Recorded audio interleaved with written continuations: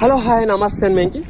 భూపాలపల్లి జిల్లాలోని 12 మండలాలలో 432 పాఠశాలలు ఉండడం జరిగింది. అక్కడ మధ్యాహ్న భోజనం నిర్వహించాలంటే ఒక్కొక్క పాఠశాలకు వచ్చేసి 1,00,000 నుండి 1,50,000 వరకు ఖర్చు అవుతుంది. మరి 432 పాఠశాలలకు నెలకు వచ్చేసి సుమారుగా 46 లక్షల వరకు ఖర్చు అవుతుంది.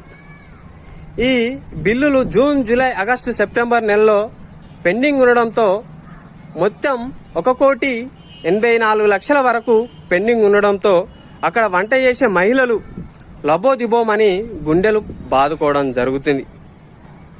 నెలవారీగా బిల్లులు రాకపోవడంతో అక్కడ వంట చేసే మహిళలు ఏం చేయాలో అర్థం కాక సతమతం అవుతున్నారు. మరి ఈ నిత్యావసర సరుకులు ధరలు పెరగడంతో ఈ మధ్యాహ్న భోజనం పథకం ఆగే విధంగా ఉన్నదని అక్కడ వంట చేసే మహిళలు చెప్పడం జరుగుతుంది. మరి ఇప్పటికైనా సంబంధిత అధికారులు స్పందించి ఆ బిల్లులు పడే విధంగా చూడాలని అధికారులకు తెలియజేసుకుంటూ మీ వెంకి థ్యాంక్ యూ. నా ఛానల్ లైక్ చేయండి, షేర్ చేయండి, సబ్స్క్రైబ్ కొట్టండి. Thank you.